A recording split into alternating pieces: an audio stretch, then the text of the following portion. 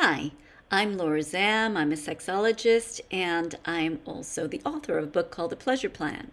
We're going to be talking today about how to have great sex despite vaginismus, endometriosis, and other pelvic pain. Stay tuned.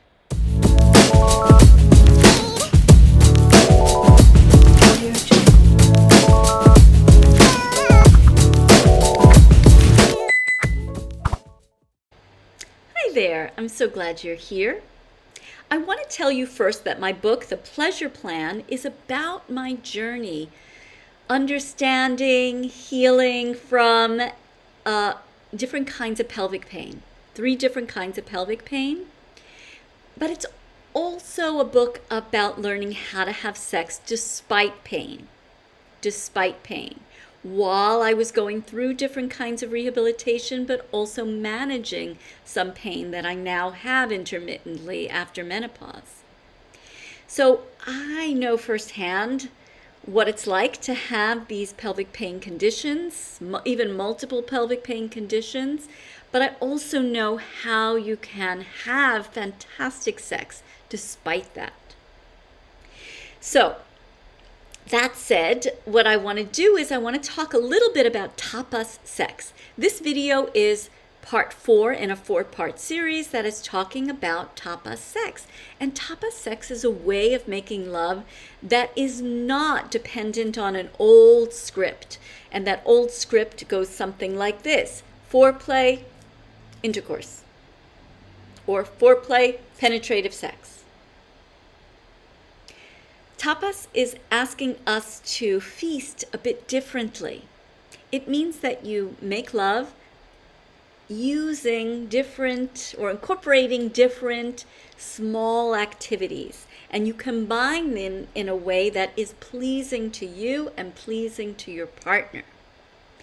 It really challenges you to expand your repertoire, your sexual repertoire, and we need this desperately if we've got pelvic pain conditions.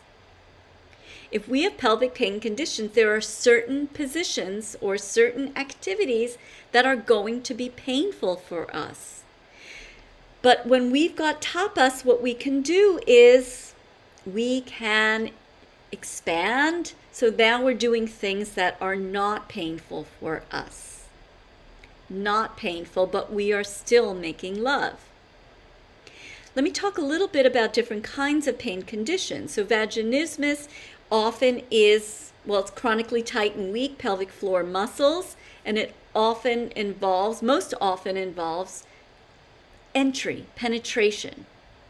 That can be what's most painful or problematic. Some people who have vaginismus, once they get to a certain point in rehabilitation, let's say, or if it's not that severe, they can have penetration, but entry can be difficult, fraught, painful.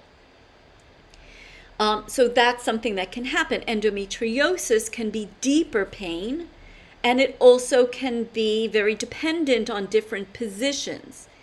It may not rule out penetrative sex, though sometimes it does, but it can be tricky in terms of, this position works for me, meaning it's comfortable, pleasurable. This position does not. So endometriosis or other kinds of deep pain conditions are going to be, also just getting to know what's pleasing and what is not in terms of different kinds of perhaps penetrative activities. And then there are other kinds of pain conditions like vulvodynia, let's say, which can be, there can be pain in any area of the vulva. There can be pain in the clitoris, there can be pain in the labia, there can be pain in the vestibule, right outside the vagina, that sensitive skin there.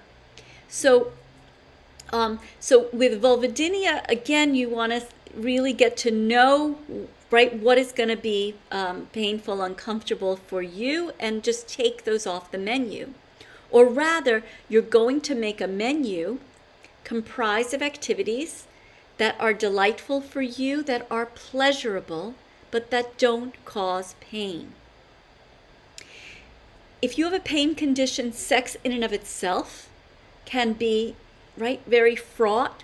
So I recommend on our list, on our menu, we include lots of activities that just are relaxing.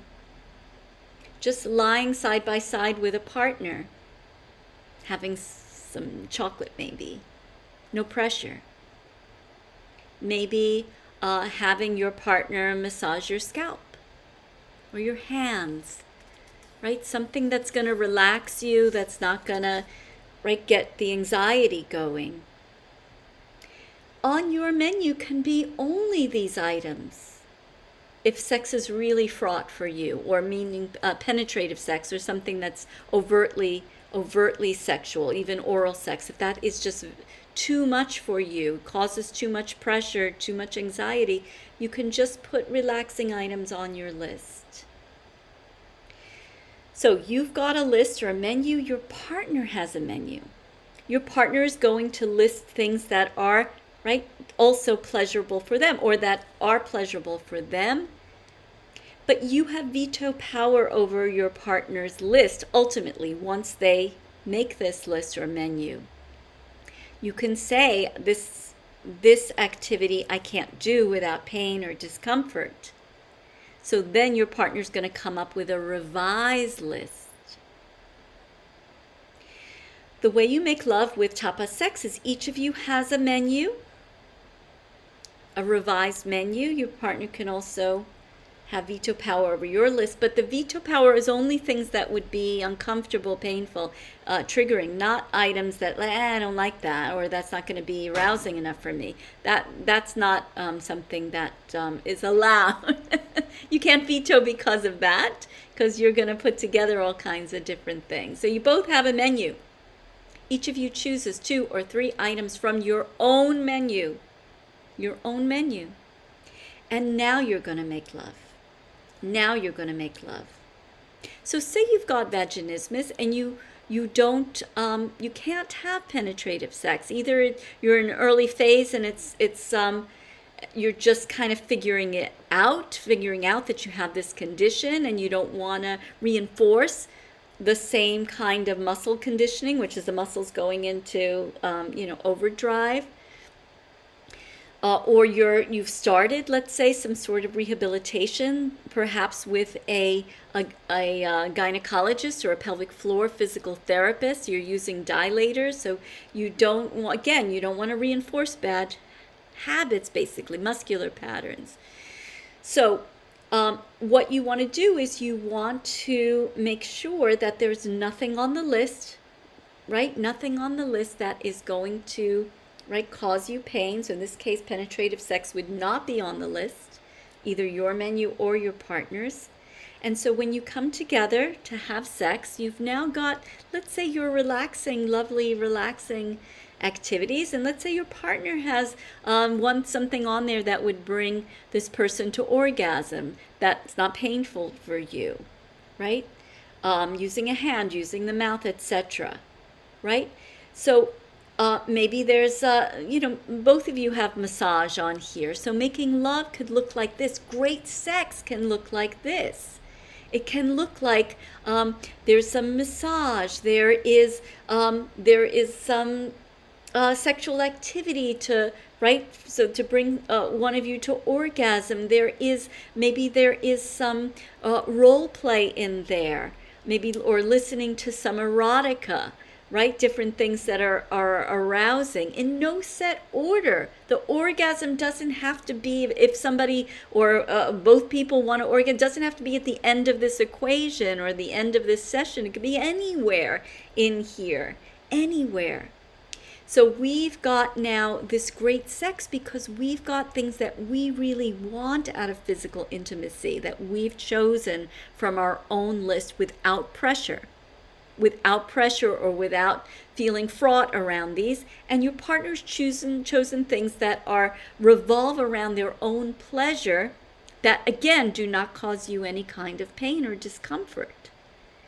And so you don't have to feel nervous that your partner's going to introduce something here that is going to be painful for you, and now you're going to have to deal with this physically, but also emotionally. Oh, now I don't want to, my partner to feel like, oh, I'm broken, or any of that stuff that we throw at ourselves. Instead, you could have great sex. You could have great sex. You could have pleasure, despite the fact that you have a pelvic pain condition. Trust me, I wrote a whole book about it, and I learned so much, and it set me, oh my God, it set me into this other mode of understanding what could be sexually. It sent me off on a journey of power and healing and becoming a sex educator so that I could do videos like this and I could talk about this. It really made me demand pleasure, and to not see my condition or my conditions as something that was an obstacle or a deterrent to sex. I just saw it and continue to see it as, oh, well, this is just part of me. It's part of my body, and so I'm going to make love in a way that is pleasurable for me, pleasurable for my partner, and I'm going to demand that. I'm not going to suffer through anything so that my partner can be pleasured. I'm going to demand my own pleasure. All right, that is it for this video. Please put any questions at all in the comment section, and I'm happy to answer those. And I wish you great success on your journey. Let me know also if any of this is helpful, if you can try some of this. Okay, that's it for now. Bye.